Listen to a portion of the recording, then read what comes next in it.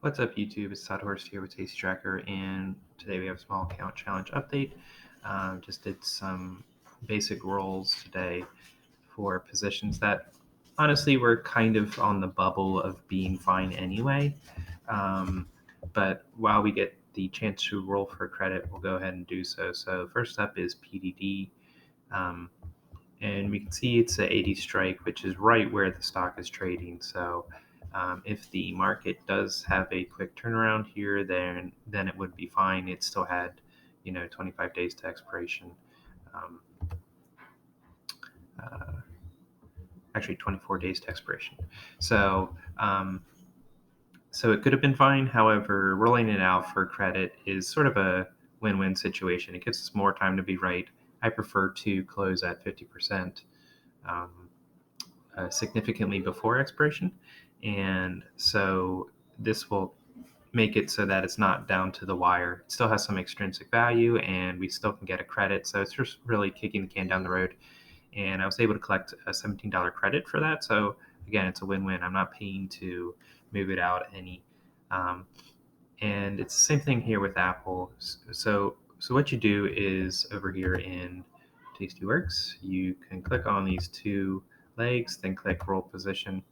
This is one reason where it's so much easier to do this in Tastyworks than it is in, say, Robinhood or some other platform. Okay, so then you can just hit this time button to change the expiration, or you can go down here and manually click which expiration. And here's the ones you're closing, and then here's the ones you're opening. Sometimes it does mess up which strikes you have, so you do need to double check that you're closing 75 and 80 in this instance, and then opening up the 75 and 80 again. And again, I could roll out to January now for an extra $18, but it is a fine line between how much you roll out and how much credit you collect, because I don't want to have this position open for the rest of my life. So just giving myself a little bit more time, 59 days, but not an extreme amount of time, 115 days is good enough for me. Okay, so that's how you actually perform the roll. I typically only do monthly expirations where possible, and so I was rolling from October out to November, same strikes. And then with Apple, I collected a $26 credit. And you can see here, I put in for 20 here and a 5 here because I wanted it. I knew I could receive a credit, and I just wanted it to execute basically at market price. But this does give me a backstop where I'm not going to accept anything less than 20. So it's not necessarily market, whereas market could go sort of anywhere. Putting in a credit minimum that you're willing to accept, $20, and then Tastyworks does try to get you better fills, and they did that on both these cases. So that was nice. So I rolled the PDD in the Apple, and for Apple, we can see it's trading at 110. Again, right at those strikes. Where that doesn't work so much is where there's a decent gap between where the stock's trading and what your strike is. So down here with Amazon, I have a working order just for $2 credit. It's trading right now at about a $30 debit.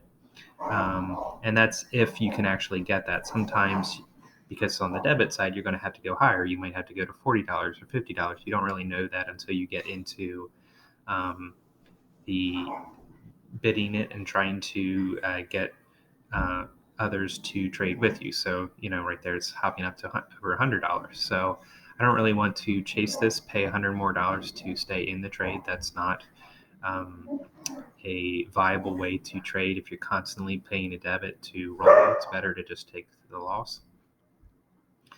So let's highlight this chart. And it's not insanely away. So it's trading right now at 30.41. It already came up $80 today.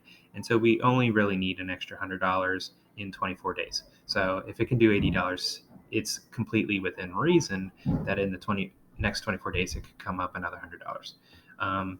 But with that in mind, I'm still going to try to roll it out for a credit, even if it is just a small credit to cover commissions, just to, again, give myself more time to be correct and close out earlier. with a profit, as opposed to this, biting my nails down to the wire, which could be what this is. Interesting note here is, we put positions on that are percentage in the money, and while it's helpful, it's also not always the most accurate. So right now, this is saying that this has a 64% chance of being in the money. Well, as I just talked to you about it coming up $80 today, it could very easily come up $100 tomorrow. So is it really 60% chance? I don't know. It's going off of probabilities. So, and again, those are at time of expiration. So, but anyway, just one thing to be